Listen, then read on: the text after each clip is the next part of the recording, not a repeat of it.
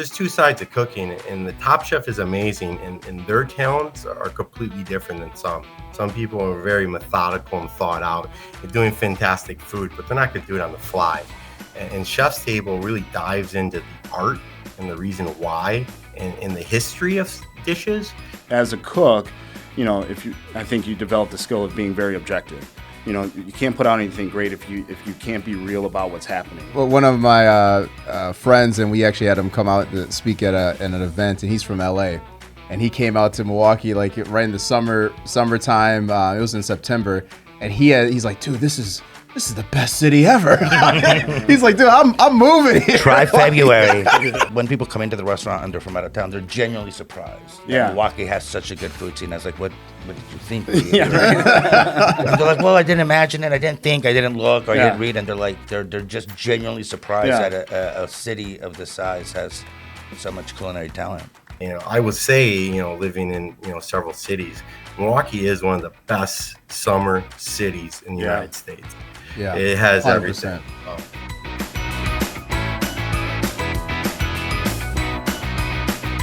Whoa, we're back with another episode of the Milwaukee Flavor podcast, and we're going to get into some exceptional conversation today with my man Ian. What's going on, man? How's it going? I'm Ian Thompson with Visit Milwaukee, Senior Communications Manager here, and we're excited to talk all things culinary. We're going to talk a little bit about the Visit Milwaukee cookbook, and of course, we're going to talk about Milwaukee. Yeah, of course. We definitely gonna talk about that. And I am also the co-host, Jamar Jones. So I'm the founder of Forever Media. I'm also a national keynote speaker and the author of the book Change Your Circle, Change Your Life. And I'm about to do that today as we have some amazing guests. Do you want to introduce our guests? Yes. So virtually we have Aaron from the Bartolotta Restaurant Group. We have Dane Baldwin here of the Diplomat, and then Gregory Leon of Amilinda as well too. Awesome. Welcome, guys. How you doing? Good morning. Doing great, thank you. Good. I'm doing great. Thanks for having me. Awesome. So do you guys all actually know each other? Yes. Okay. How do you guys know each other? Let's just talk about it. Just from doing different events together, going to the restaurant. Got you. Been to this restaurant many times? 3-4 times probably. Okay. Yeah. What's the favorite dish? It's been a hot minute. I think the chicken. Is that a crowd favorite? Yeah, that's a crowd favorite. Yeah. We always have a chicken dish. It does change periodically. But going back to how we know each other, yeah. I mean, obviously there's events, and we're all in the same industry. And I know Greg's been in the city now for over a decade. 12 years now. 12 years. So we're liable to cross paths. Aaron and I go way back. Chefing under the same umbrella, different umbrellas, and so how can you not have a great culinary scene without connectivity? Yeah, you got to.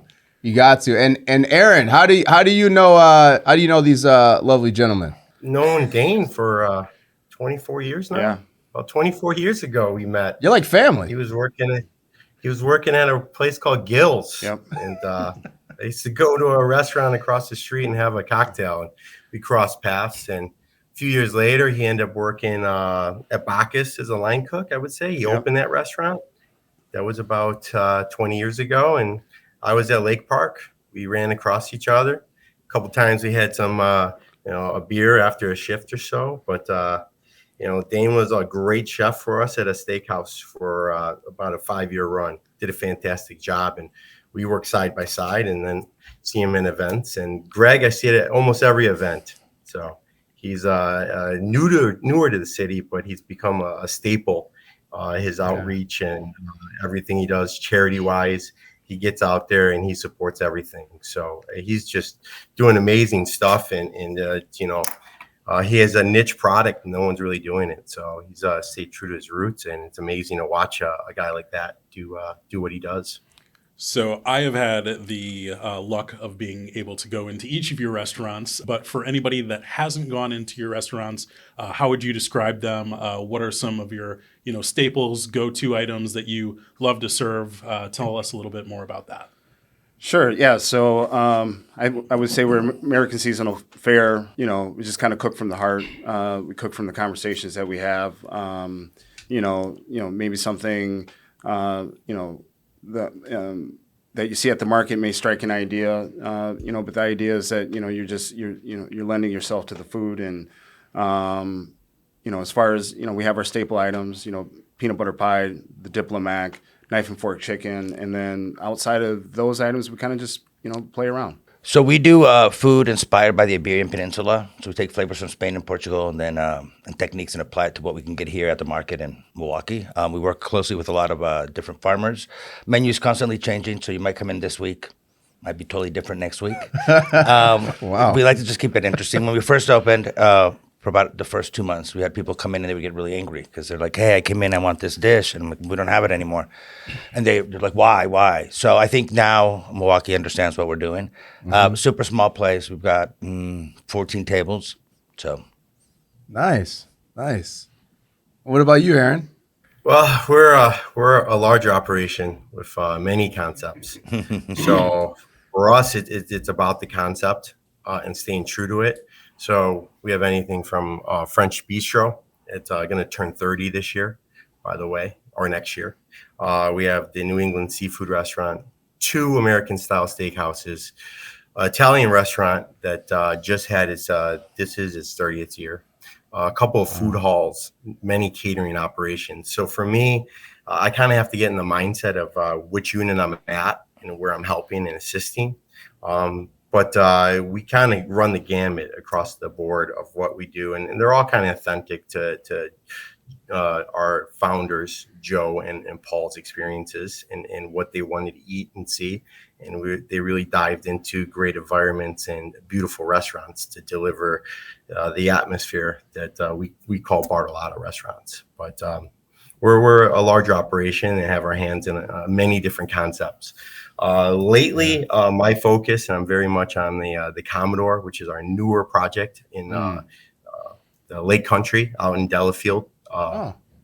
And I really like how we're diving into some American classics. Our beef Wellington for 2 is amazing. And the whole environment on the lake, the view, the sunset, it's really a special project. And they're kind of bringing back an old historical restaurant and bringing it back to the community. It used to be the Seven Seas restaurant, and that building has a rich history in Lake Country. And now we're starting a new history, and we're excited about that as a company. So that's been my focus. And so, that's what's fresh on my mind with the food right now. Yeah. Do you got a favorite restaurant of all your restaurants to go to? It depends, if, my brother's visiting and it's like a sunny day, there's no doubt I want to sit on the patio at the Harbor House. Right. But, if a romantic date night with the wife, it may be Restaurante or something a little bit more quaint and a bigger meal. Mm-hmm. But if I have a large group of friends, that may be, brunch at, Lake Park. So it's, that's the beauty of our restaurant. They're kind of like all your children. They're all kind of right. They're all your favorite. So I'm not going to go online and say there's a favorite. I love them all. I did put you on the hot seat. Yeah, with that question. I love them all. I would definitely recommend anybody that has the opportunity to go out to the Commodore. The views are absolutely spectacular, breathtaking. Food, obviously, excellent as well. Bartolotta Restaurant. But when you go out there, it was just something that I hadn't experienced in the Milwaukee area yet, as far as, being able to look out on the lake in Lake Country. And it was just, I can't even really describe it. You have to go out there and check it out yourself. For sure. Describe a collaboration that you guys have all done together. You guys ever collaborate on anything together? Well, we've done events together. Me and Dane have worked on many things over the years. Me assisting him and supporting him on some of his wine dinners that he did for the restaurant, him shooting ideas and me trying to assist him and contribute to just even a New Year's Eve. I'm always going to remember there's one New Year's Eve that we got our butts kicked, and Dane was on Expo, did it like a champ, and he was actually barking at me to get the food out fast to help him out. But you had some slow hands. Is that what I'm hearing? You had slow hands? Oh, it was busy, man. It was that steakhouse. It was busy. I had to knock off the rust there, but I like to dive in there and help the team. Sometimes it takes me a couple hours to get warmed up, but certainly I spent many times, and still now, some of those best days was working with that man. He's super talented, and he's easy to work with. So absolutely. And I was lucky enough to be on Top Chef with Greg. So, Yes. That was a fun episode, and there's some MLB stars, TV stars. It was a large panel, and he was a true professional that day, and I watched him. He was very good. Actually, he was so good. He was asking all the great questions before anyone else got a chance. I had called somebody who was on it an episode before, Luke from Wisconsin Foodie, and I was like, "How does this work?" And he's like, "The more you talk to the contestants, the more chances you have to be on TV." So every time they came out there, I was asking them all sorts of questions. So sorry about that, buddy. Oh man, you stole everyone's thunder, man. I was like, wow, he's sharp. But then when Asking you me, watch there's the nothing left to episode, ask. I watched that and I was like, nothing. The last like 15 seconds when Dan Jacobs brings out his food, that's when they showed me like talking shit about his plate. So I was like, thank you. That's what aired. That's what aired, yeah. Was there anything that did not air, like that was a cool thing that you kind of want to share about that episode, and maybe a story associated with that as well? It was kind of a blur. I don't really remember much about the taping. It was fun. It was probably one of the coolest things I've done in the 30 years I've been cooking professionally. Some of the eliminated contestants came in to dinner about a week after we filmed, and I didn't recognize them. They came in for lunch. They were looking for lunch, and I was like, I'm like, we're not open for lunch. You can come in for dinner. I'm just like, who is this group of people? And then one of the French guy saw one of the James Beard certificates on the wall, and he's like, "This guy was a judge." And so I looked and was like, "What?" And then they're like, "Nothing." And I'm like, "Wait a minute." Sworn to secrecy, right? at that And so point, then I'm yeah. like staring at them, and I was like, "Oh, wait." And so I was like, "You guys should come in for dinner. I won't tell my staff who you are. Come in, relax," because they came in some handlers. So they sat at a big table, but they started drinking. And so halfway through the meal, they're all up in the kitchen. And my staff was like, "Who are these people and why are they in the kitchen?" And I was like, "Oh, they're just, some friends. Ignore them." Just So ignore them. it was a pretty fun experience. So do you just let anybody in the kitchen? Like, Yeah, can I come back Pretty in there? much, yeah. I mean, it's an open kitchen. It's right in front of the restaurant, so you can just waltz in. You would be surprised. Guests just like walk in. I'm like, "We're busy right now. I just want to tell you a story." And I'm like, "Well, this is not a good time." This is not a good time. It's rush hour. Pretty much. But we appreciate it. We like the attention. That's cool. That's awesome. That's awesome. And how is overall how has that experience really been for you guys with the Top Chef? I don't know if Dane, did you want to share any stories? Well, I don't know if anything specific, comes to mind. Obviously it was a great experience. It's one of those things where it can kind of be surreal in the moment. Yeah, of course. And I had to remind myself, hey, this is my job. Yeah. This is work today, which is pretty cool to have on your resume, and pretty cool for the resume of the city. So, we've gotten a lot of people who have come in because we were on the show. I think that's pretty cool. But I mean, I think it opens the door for us to be able to host other things, which is also a powerful tool. Yeah, for sure. For sure. Is there anything that, any myths that you can debunk about reality TV and how, like what we're seeing as the viewer? Is there anything kind of behind the scenes that, are they setting up any scenes or any situations, any unnecessary drama or just anything like that?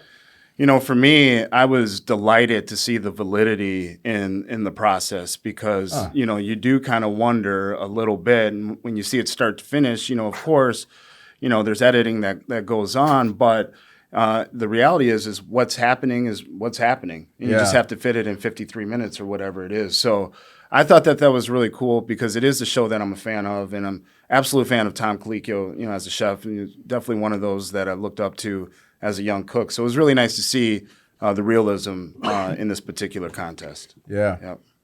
So, question love to ask is there any culinary show or non-culinary show you'd love to see come to Milwaukee and highlight the city, highlight your restaurant, highlight anything in general? I mean, if Chef's Table came to Milwaukee, that would be pretty cool. Yeah. But Top Chef is probably the only one. as far as food competition shows go, I feel like it's the only one that's really legitimate. The other ones, I don't know, are kind of gimmicky to me. That's just my personal opinion. I think Chef's Table would be great to come to Milwaukee. Because we've got such a great pool of people to choose from. I was just talking about myself. There's amazing chefs in this town. I think for the size of the city, the amount of talented chefs that we have is pretty incredible. And not only that, there's a sense of community amongst most of us. So it's like you need something, you need help. We're all helping each other. We're visiting each other's restaurants. There's this whole mentality that when one of us is doing well, we're all doing well. So, not every chef in the city's that way, but I would say like 80 to 90%. Yeah.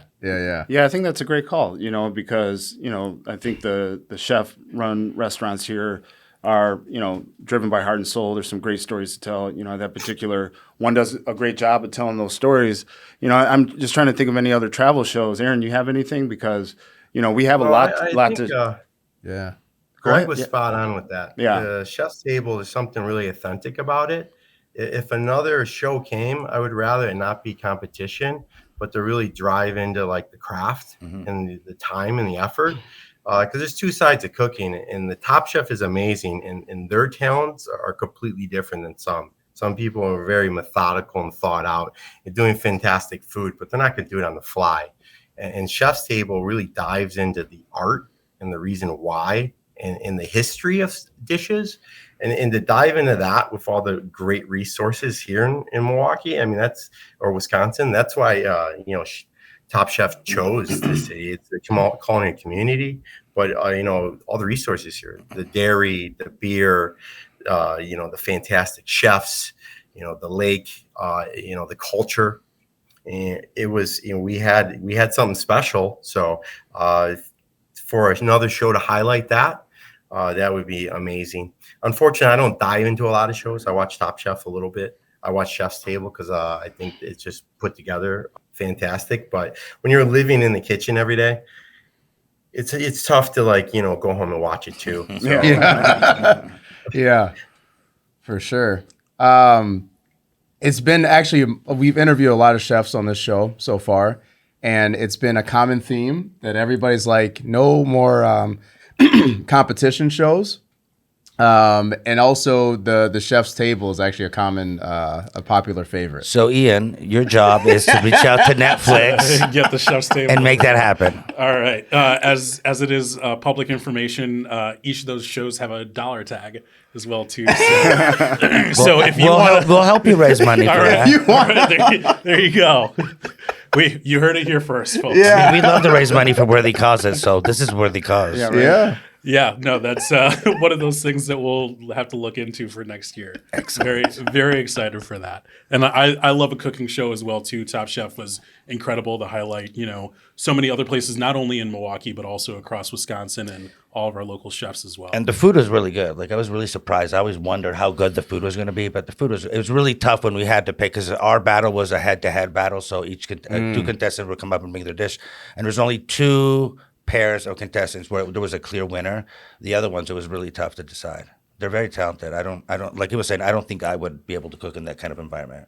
Yeah, I was thinking about the same thing, and Aaron and I actually talked about this a little bit. I said, at this stage in my career, I don't think that I operate like that. I think I'd have to be a little less, be a little bit more ambitious, just kind of have that blind faith, and it was really impressive what some pulled off. Really, hats off really to impressive. Dan Yeah. for doing it. At his age, we love you, Dan. But literally, he's a contemporary with us. To be able to do that and do so well, I really thought he was going to win. So hats off to Dan. Yeah, way to represent the city, and the episode that I was on as a cook. I think you developed the skill of being very objective. You can't put out anything great if you can't be real about what's happening, right? And so I was very relieved that his dish was awesome that day, because it was like, well, he's not going home, and I'm on this show, so I've got nothing to do with that. So. His dish was not awesome when he was on my episode, which sucked. Yeah, I would agree with Greg on that. Yeah, it was kind of unfortunate. He did great in a lot of episodes, but I was like, man, I hope he doesn't go home on the one I judged. I don't want to talk to him. Right?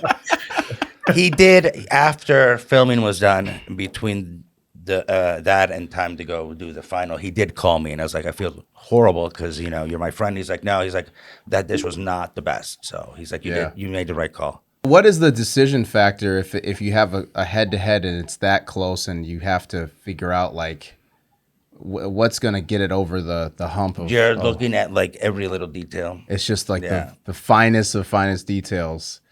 So, the one, they had to cook with chorizo, two other contestants.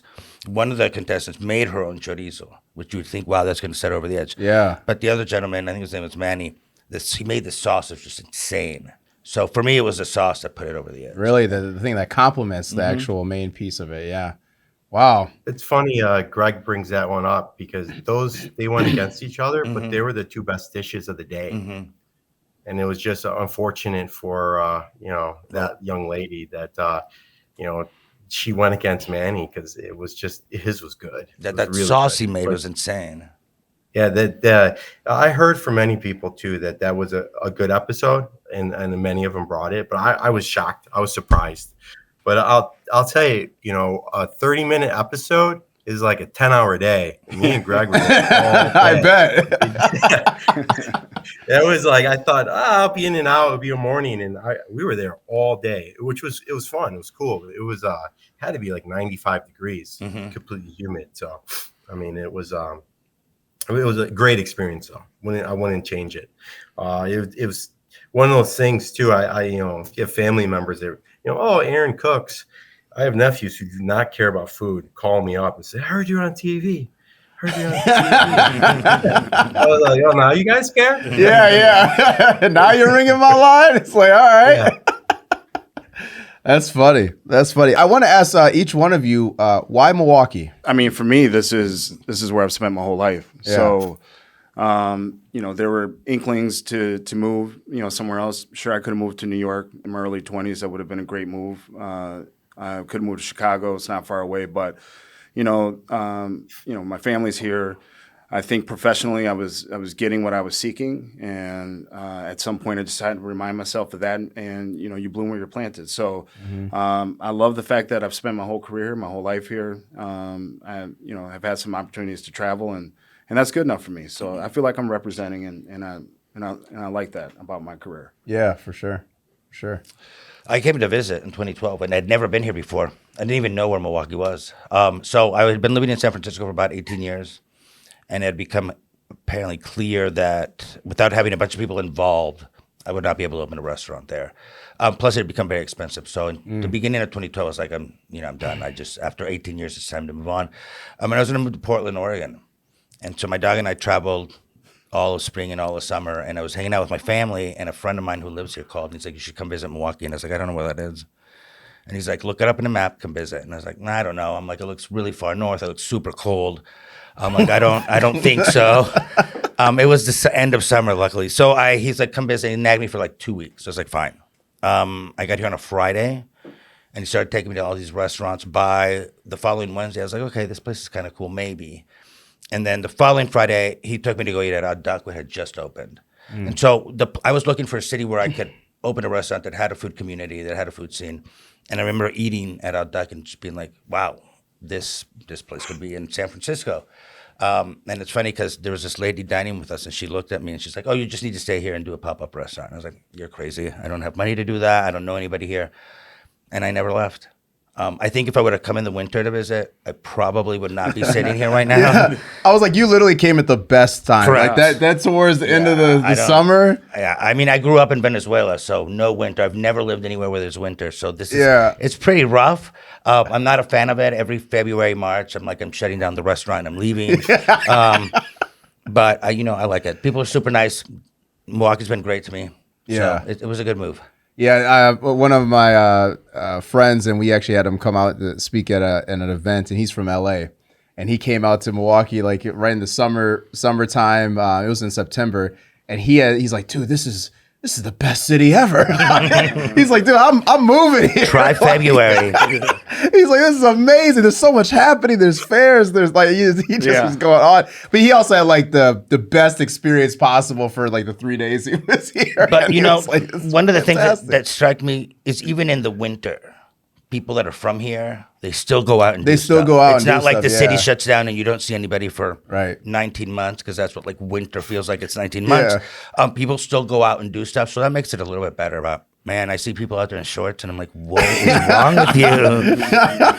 Wisconsinites, like fully It's crazy. bred Wisconsinites. I think I turned my heater on the other day when it got down to 50. What about you, Aaron? Why Milwaukee? It was kind of a fluke. It's about 2000 I moved here. I grew up in Western New York, in upstate New York. And I moved out here right after 9/11. Lost a dear friend. I was kind of lost in college, in life. I wasn't really achieving much. My sister moved out here. She went to school out here. She went to Marquette. And she said, why don't you come out here and spend a little time with me? And first week I got a job at Lake Park. It kind of ignited a passion in food that I didn't know I had. I spent 3 years there and lived in Milwaukee, moved back to New York, was there for several years. And Adam Siegel called me back. He was the chef of the company at the time, the Bartolottas, and he brought me as a sous chef. And then I left again. I was in Chicago for many years, and my wonderful wife said, it's either me or Chicago, you choose. And I chose her. Good choice. The whole time I've been in Milwaukee, I really worked for two companies, but most of my professional career has been with the Bartolottas. So I've had 3 different runs and 3 different stages of my career, but they're family to me too. So with the open arms of the Bartolottas, I would say living in several cities, Milwaukee is one of the best summer cities in the United States. Yeah, it has 100%. Everything. I visited a lot when I was a kid. And when we visited, it was, based on like, are we going to Noah's Ark? Because I was young. I was blown away by that. I was like, this is in Wisconsin? Why? Capital of the world. Why is this here? I mean, it offers a lot, and when you get a little bit older, when you have an airport that you can like get in and out of quickly, fly just about anywhere, a lot of direct flights. It has a lot of big city aspects, but being in cities that traffic is awful, and crime and other things. This is an amazing, diverse city, and I feel like I've seen it grow as well. So I realized the other day, I looked at my wife, I said, half my life I've been in Milwaukee. I never really consider it home, but Milwaukee, this is it. This is where I'm going to be, and I love it. And the older I get, the more I start to appreciate it. And the culinary scene's blown up, so that absolutely helped my decision to stay here. Yeah. Kind of one quick attachment to that. Go on. No, one quick attachment to that. As you're speaking, though, I'm thinking, we have so many people who are travelers, and obviously we have support from the locals. We're a neighborhood restaurant, which is, it's great to have a mix of both of that type of clientele. But when we have travelers, they're always, they've had a good meal, they've had a good experience. So, they want to know, where can we go? And it's so great to not have to sit there and think. You can just list depending on what they're looking for. People ask for a speakeasy or they're looking for, a great Italian restaurant, or what do we need to see? The art museum, there's so much that you can just offer. And it's, as you're just kind of, saying all those things, it's just like, what a great city to live in, where it just rolls off the tongue, so right. Yeah. Pretty cool. So if you're recommending to somebody for 8 hours in Milwaukee, it starts with breakfast and then they do whatever during the day, ending with dinner and or drinks afterwards. What are you recommending? I mean, for me, Cafe at the Plaza is just got a great backdrop. I love the historic feel of it. I love sitting at that counter. I think it's, it's a great breakfast to get into. What would you say for lunch? Buffet? Buffet, absolutely. Good call. And then, dinner, the Diplomat. I mean, where else? I'm saying, Hey, you gotta say it. You gotta say it. no, but that's the thing. It's like in a city like this where it is very walkable, or I know you get good foot traffic, and we get a decent amount of foot traffic. When I have the opportunity, it's so great to see someone kind of walk down and they look up, and then they look at the menu, and then they come in. And it's, do you have a reservation? No, we don't. We're just walking, and they stumble upon something, and they leave saying, they're going to tell everyone who's coming to visit Milwaukee that they need to come here. And so, I think we all, get that experience, and so that says something about, the standard of the culinary scene here too. So. There's a ton of places you can go for dinner. Yeah, and I mean, I find when people come into the restaurant and they're from out of town, they're genuinely surprised. Yeah, Milwaukee has such a good food scene. I was like, what did you think? Yeah, right. They're like, well, I didn't imagine it. I didn't think. I didn't look. Or I didn't read. And they're like, they're just genuinely surprised that a city of this size has so much culinary talent. It's very cool. For sure. Yeah. And then what about drinks? Blue, because that's a Okay, nice view. yeah. It's got a good view. It's nice for the view. Yeah. Lost Whale. Lost Well, absolutely. If you're spending the night, Mothership, Yeah. So that's a great place. What else? I like the Standard. Yeah. Yeah. That's a good one. What about you, Aaron? Oddly enough, my aunt and uncle were just in town, and they were staying at the Journeyman. So they were like, "What do I do for the day?" And I met them at Sweet Diner. We had breakfast, and then they were like, I said, "Do the Riverwalk, go to the art museum, go to the public market, and then if you want to meet up, we can go to Harbor House for dinner." And they just kind of stayed in that area, went in and out of some shops in the Third Ward. They hadn't been to Milwaukee in about 20 years, and they were like, "Is this the same city?"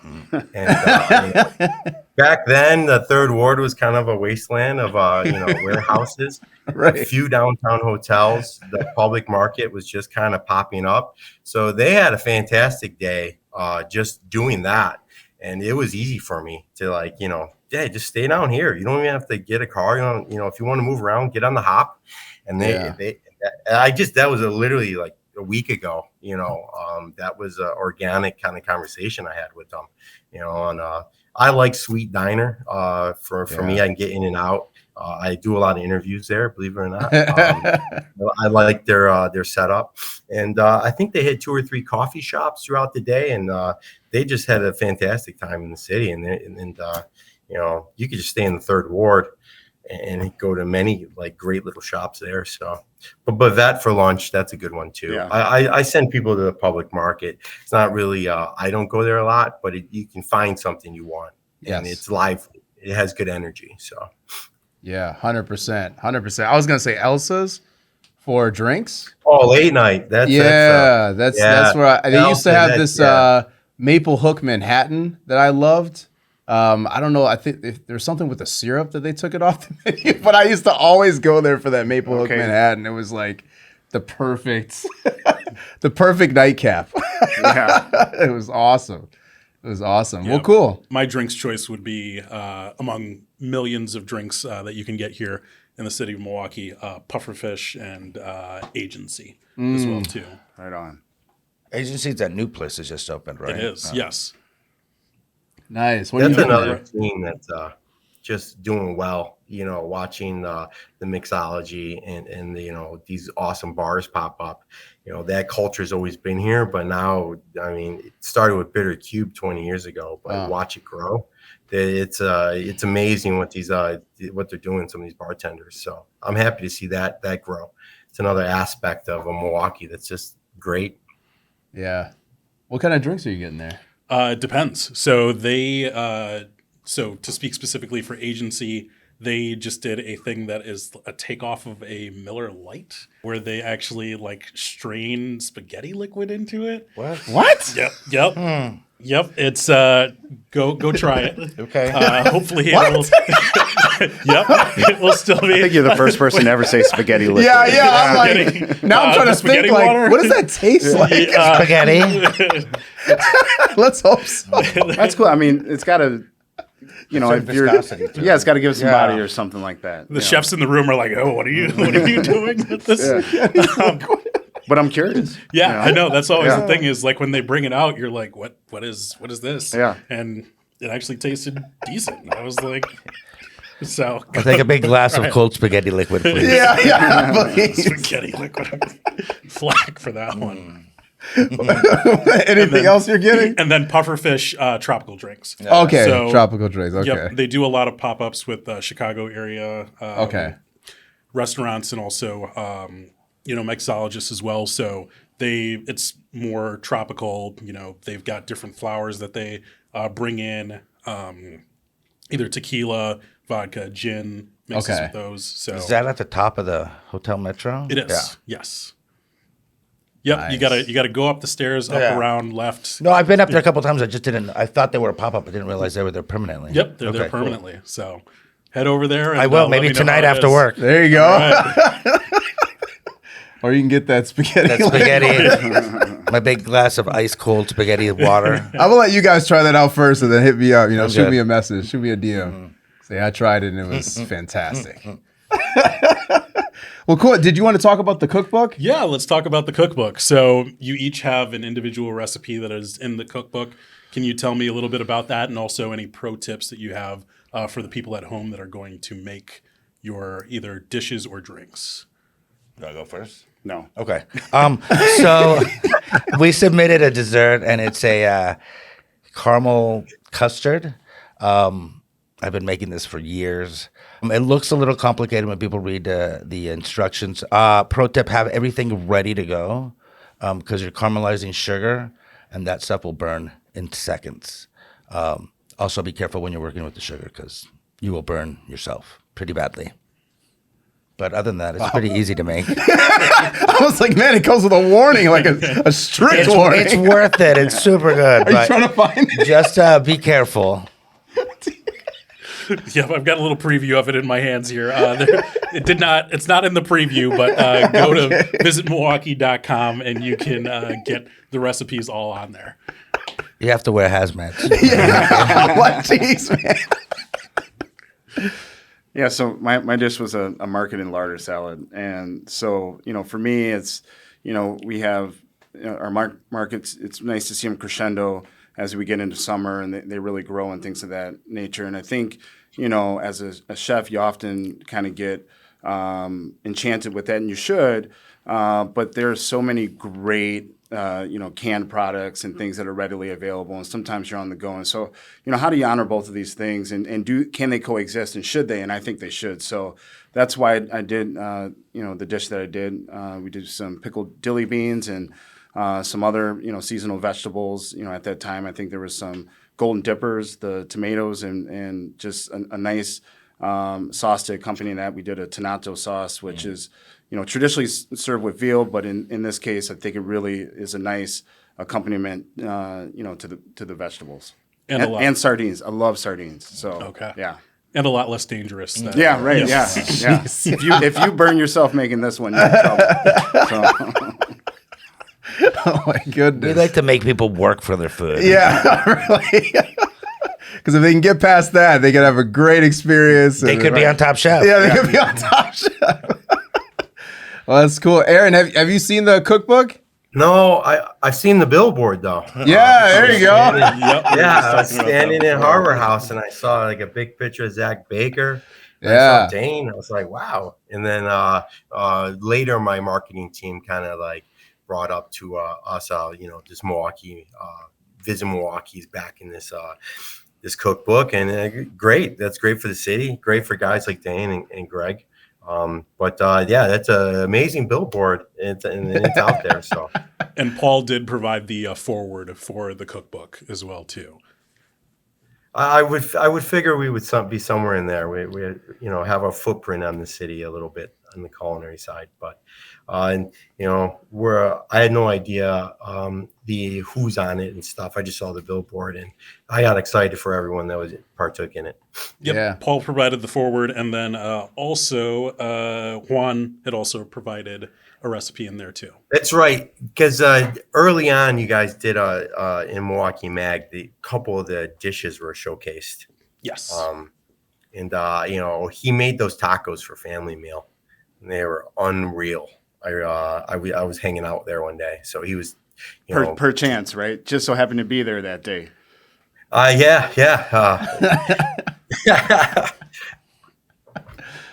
No, that's super exciting. Well, yeah, thank you for sharing the recipe experiences here too. Let's talk a little about ingredients, right? So we're here in Wisconsin. We have an abundance of ingredients. What ingredients are you kind of introducing to your audiences that they weren't necessarily like aware of, or that aren't as traditional to Wisconsin, that you've seen positive fanfare from? Well, I think for me, one thing that comes to mind, and I have been able to source them locally, so it's not like it's not available, but Jerusalem artichokes or sunchokes, I think using those in a different manner, people find interesting. Not everyone necessarily knows what they are. So right now we have a bronzino and Mediterranean sea bass where we slice the sunchokes very thin, we pickle them. After they're cool and been in that pickle for 24 hours, we dehydrate them, and then we lay them over the fish. And they kind of look like scales, if you will. Pretty cool effect. Wow. And then we put them in another dish. We call it a not so dirty rice. So we're using redstone rice, which is grown on the Mequon Nature Preserve. And so we're using the tenets of dirty rice. And instead of chicken livers, we actually roast the sunchokes and smash them and then chop those up. And it's a really nice addition to the dish. It doesn't necessarily replace the chicken liver, but the idea is there. So I think that's one ingredient that I'm very fond of that you'll see on my menu when available. An ingredient that we can get here that's not necessarily native to here, but people are growing. Let me think about this. Oh, padron peppers. I have a farmer who's growing those. So these are peppers that are usually from the northern part of Spain, and they're sweet. Here, depending on the soil that they're grown in, end up being pretty spicy, actually. But we love them. Sometimes we just fry them up and then serve them with a little bit of olive oil or salt, or we'll roast them and then make a puree for a fish. They're one of my favorite Spanish ingredients, and I was really happy to see one of our local farmers harvesting and growing them. Yeah, for sure. How spicy are we talking? Normally they're really sweet. Actually, you can just eat them. We've had a couple where I need a big fat glass of milk or spaghetti water, whichever works. But they're pretty spicy. Okay. And I was surprised the first time he got them, and I was talking to a friend of mine who's a chef in Spain, and he says, well, you're growing them in a different type of soil, different, the sun's at a different position, the water's different. So that's when I learned that, vegetables were vary depending on where they grow. Yeah. Did not know that. I did not know that. What about you, Aaron? Well, it can change year to year depending on the weather. This year, I would say what was great coming out of the markets, and a lot of farmers had. I thought the morels were amazing this year. We had so much rain early spring, and the later drier late summer. But we're doing a lot of menu development right now, and the one thing that we're going to introduce a lot more at one of our locations is salsify. I love salsify. Sometimes it's a little bit difficult to master and cook, but with new technology and sous vide and stuff, you can make it fantastic. But we were trying to, figure out ways to really introduce it to the, lake country clientele, because I'm talking Commodore, but it's an ingredient that I don't think they've seen or worked with much, or many restaurants out there aren't using, but it's a great product. Not locally at all, but you can get it in. And we're gonna have it peppered, along our fall and winter menu coming up. So, I was gonna say, can you explain to us what salsify is? It's a root vegetable. It's about 12 inches long. It looks like a rod. Comes in very dirty because it grows in the soil. Has a little sprout on the end. It oxidizes fast. Taste wise, it's similar to a sunchoke, or it kind of has some artichoke kind of feel to it. But because it oxidizes so fast, you're gonna have to introduce some kind of acid, lemon or something, but it can overpower it. But it's a root veg. Now, hopefully you Google it or look it up. But gentlemen, what would you compare it to? I would say a sunchoke. Yeah, maybe. Yeah, sunchoke. I mean, it does oxidize pretty quickly. It is a beautiful vegetable to work with. It's always nice when you're reminded of that particular one because, it's one of those things, I don't know, certain things just make you feel like a chef. And I think salsify is definitely one of those ingredients. So good call on that one. Yeah, it popped up yesterday. We were doing, all of us are probably working on our menus for, fall, but it's the end of some of our fantastic summer veg. It's a sad thing as a chef when you start to peel off the tomatoes and corn and everything local, and it kind of gets the root veg season. So we're trying to get excited about butternut squash and salsify and other things, but yeah, like you're right. It's a chef's vegetable. You see it on many menus on the high end restaurants in New York and Chicago, places like that. Yeah. Is it hard to get the customers to adopt to a unique flavor profile or like unique foods that maybe they're not used to or seeing, or even like they don't even know how to pronounce it? Is there a barrier there, or do you see the opposite where people are intrigued and curious and they want to try something? I think it varies from restaurant to restaurant. Like, okay. We try to use different types of protein that some people wouldn't necessarily eat at home, like tongue or beef heart. What did we just have? We just had something else on the menu that people were kind of freaked out about. But I think, we've been open for 9 years now, and I think the customer base kind of trusts us. So they're like, okay, I've never been in here. I mean, I've been in here many times. I've never had a bad meal. I'm going to go ahead and try it. Okay, you're going to try something. Okay. It depends on the restaurant, I suppose. But I find that, when we opened, I was really worried that perhaps some of the flavor profiles or some of the ingredients that we were going to use, people would not be open to trying. But I've been pleasantly surprised. From the get-go, they've been pretty adventurous. Yeah, and I think that trust is, part of that too. Yeah. So, for us, I'm reminded, when I put something on a menu that's kind of like, are people going to want X, Y, or Z, that people are there often to try something they've never had or something that they wouldn't make at home, and they're paying for it. So you're on the hot seat and better be good, right? So, I mean, that's part of being the guest. So I think I find and have found, this notion that, we're just a meat and potatoes town and things of that nature. And we're talking about the landscape over the last 20 years because that's really where we've orbited, professionally in the city.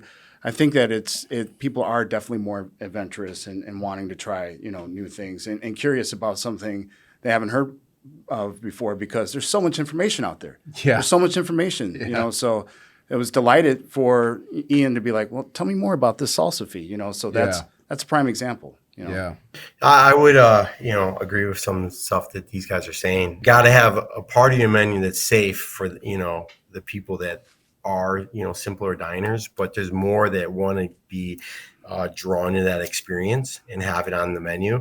And you got to have a good service staff.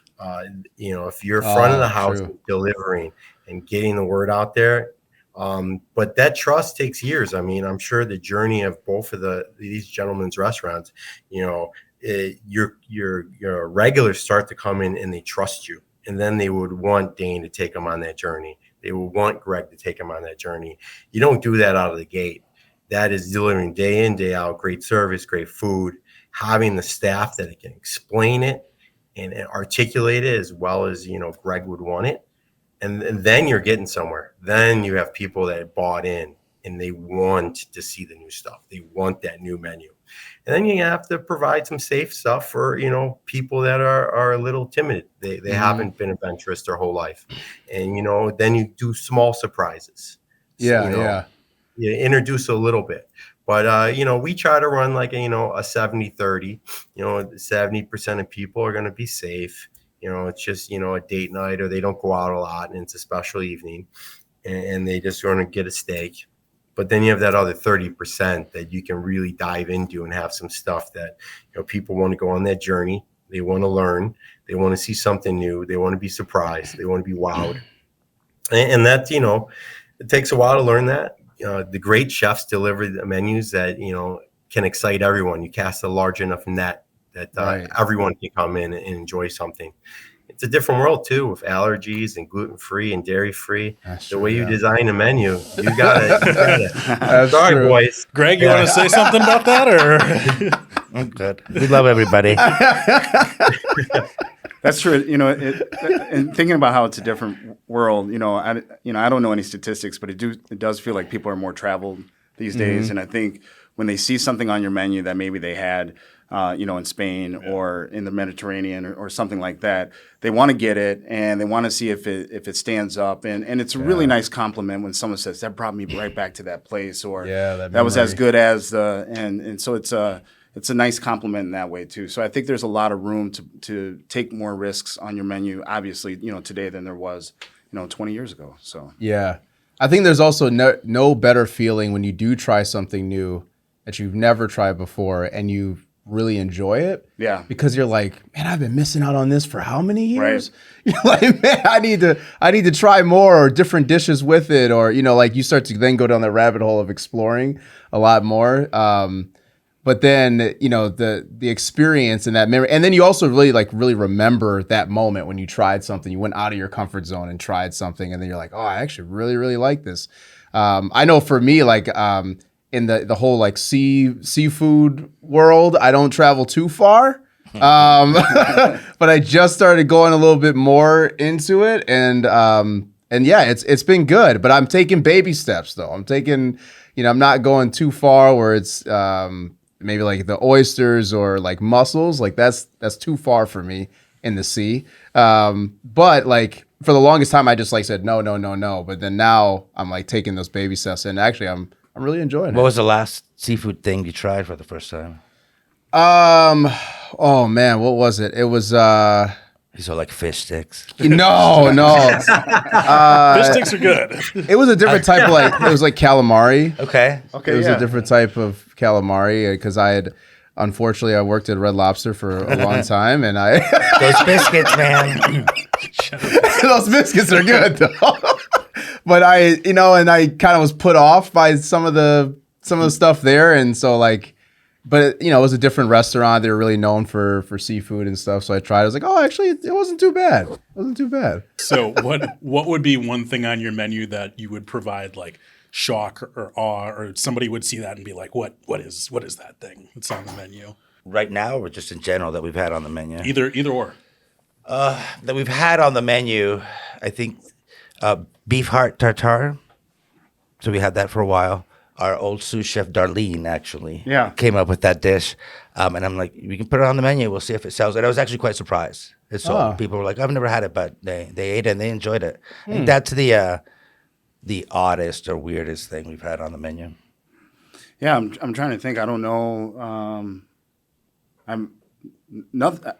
Maybe I'm just encapsulated in my own world, but nothing seems so outlandish or on the outskirts, for me. I mean, I think when people see a whole roasted fish, they are maybe taken aback in a good way. And then you see, a row of bones come back. That's usually a good sign. But I don't have anything to even come close to the beef heart tartare. I mean, that was all Darlene. Pretty interesting. Yeah.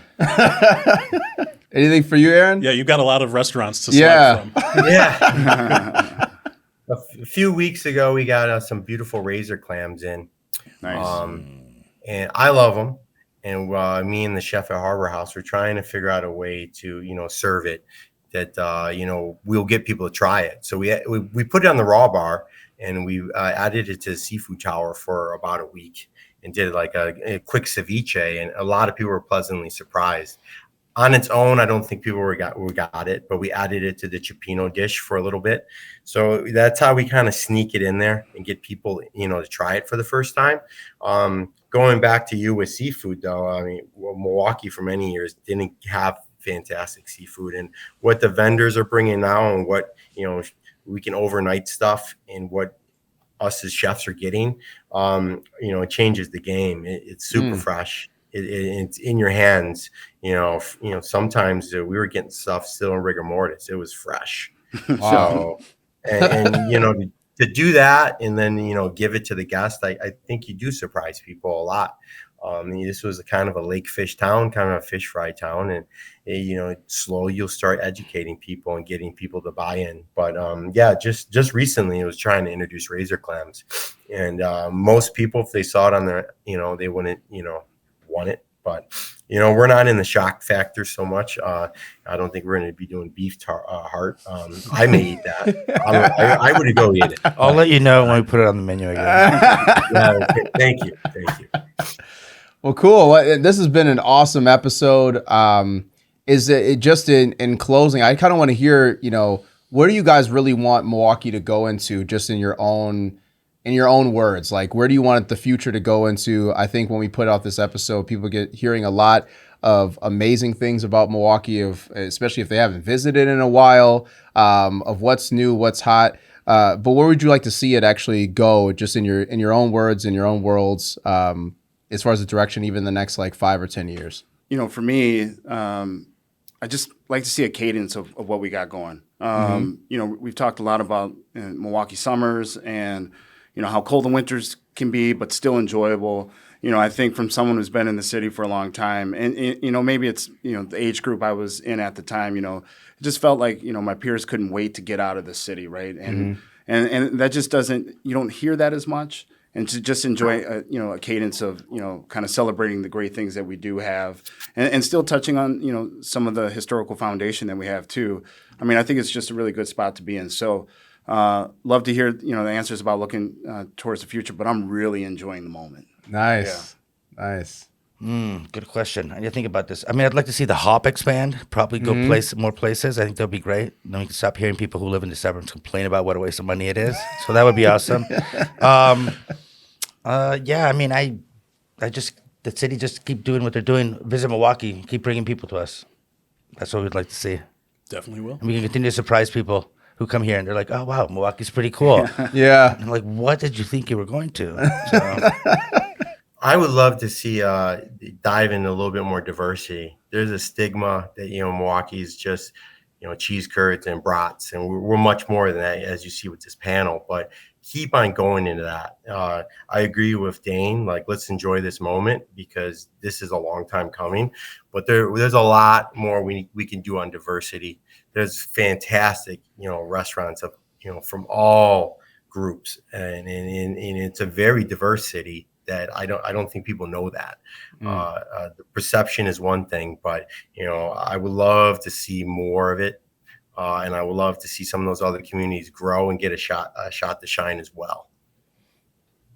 For sure. Well, I know you got a lot of work in that. so your homework is to bring more visitors and get Chef's Table to Milwaukee. Get Chef's Table. All right. Your hands are full for the next 2 years. Okay, and Michelin star. Yeah. Yep, City is on that list as well too. So Good 2025 is going to be a big year. Nice. Nice. Yeah, where can people learn more about Visit Milwaukee? Yes, go to visitmilwaukee.org. You can check out the cookbook. You can look for events that each of these lovely chefs will be hosting at their restaurants, and you can find out more information about our sporting events. Everything that you can possibly imagine within the city is on visitmilwaukee.org. So check that out, and check out our social media channels. We're on Instagram, TikTok, Facebook, LinkedIn. We're everywhere. Awesome. And if you really enjoyed this episode, please like, comment, share. Share this out with people that you know. And definitely, we would love to hear your feedback on it too, and just your own experiences and what pieces of the episode really resonated with you. And we'll catch you guys on the next episode. Until then, peace.